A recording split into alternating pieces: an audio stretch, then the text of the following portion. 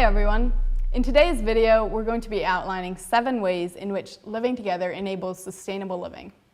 It's going to be a lot of fun, so let's cut to the chase.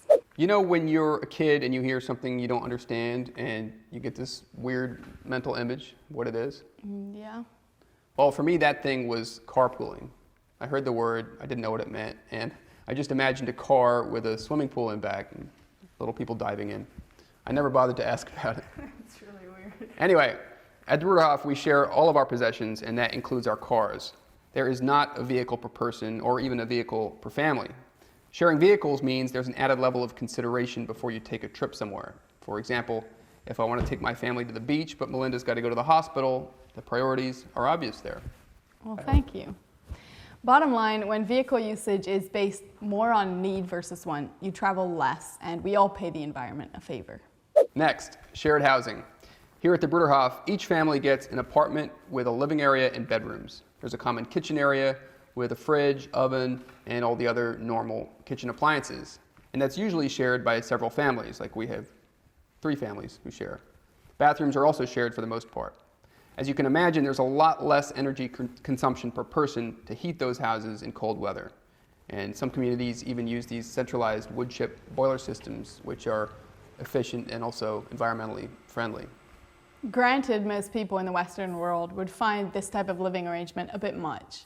But if you realize that shelter is associated with 25% of greenhouse gas emissions, making changes in this area can have a real impact.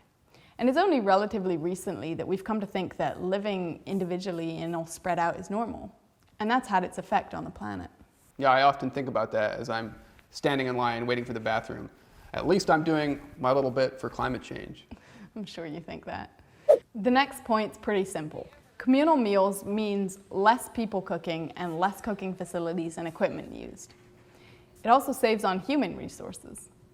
And because there's only a handful of people involved in purchasing food supplies, things are automatically simplified. Not to mention, since only a few people have to go to the store, you reduce the amount of errands people have to do, which then, of course, reduces the amount of fossil fuels that are consumed. So that's another side benefit of that. You also reduce the amount of angry people in line at the checkout counter. Right. Yeah, I would be one of those very angry people. I'm sure of it. Fourth, local food. As much as possible, we grow food on our own property. That includes vegetables, poultry, beef, and so forth. We do end up buying some fruit, but here in the Hudson Valley, we can at least source a lot locally. While we're not 100% organic, our gardeners prefer regenerative farming practices and use environmentally friendly methods and products. And they keep experimenting with different aspects of sustainable farming. For example, Melinda, have you heard of compost concentrate? No, I haven't. But part of the reason that using locally grown food is such a big deal is that it doesn't have to be shipped halfway around the world, which, if you think about it, is a crazy way to operate. Another non-trivial aspect of this is by growing your own food, there is less packaging that goes in the trash.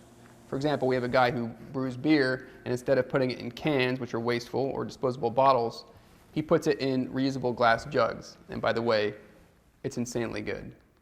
That brings us to 5, reusing stuff. This one's actually a bit of a sore subject for me because I grew up wearing hand-me-downs from 2 older sisters, and I didn't always love it. Sorry. But it's cool, I'm over it now. And hey, if clothing, shoes, toys, and tools, etc. are still usable once you outgrew or no longer need them, then why not pass them on to someone else to use up? Intentional community life obviously makes this one super organic, but in terms of sustainable living tips, it really is something that everyone can put into practice. Yeah, Roxanne and I just had a baby, and I'd forgotten how quickly they grow up, and they grow out of their clothes basically from one day to the next. But we were literally inundated with barely used baby clothes from folks on the community, and we didn't have to buy anything new.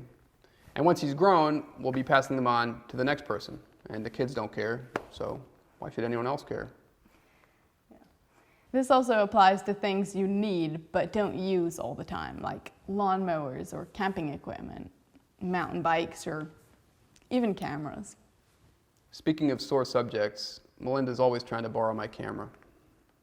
Number 6 is an old practice that has seen new life recently, minimalist living. We actually have a commitment to keeping our lives uncluttered by material things that predates Marie Kondo by a couple thousand years. Jesus speaks frequently about how the cares of the world and the lure of wealth are to be avoided. Sayings of his like, "You can't serve God and money," means very practically that we should beware of acquiring more than we actually need to live. And finally, accountability is super important in all aspects of living together. Having a mutual commitment to one another and being open and honest with each other is critical to the success of an intentional community like ours. We actually talked more about that in our last series, which was on intentional community. But this is actually something which translates really well for sustainable living. Because sustainable living is not the most easy and convenient route, obviously, or everyone would be doing it, right? Surrounding yourself with other like-minded individuals who share the same goals or value the same outcomes and can hold you to your commitments makes living this way possible and sustainable. See what I did there? Very clever. Well, hopefully this all doesn't seem too daunting. But if you're trying to decide how to live more sustainably, pick one or two areas to begin and find someone who shares your goals and can help you with the accountability. And then let us know how it's going in the comments throughout the series.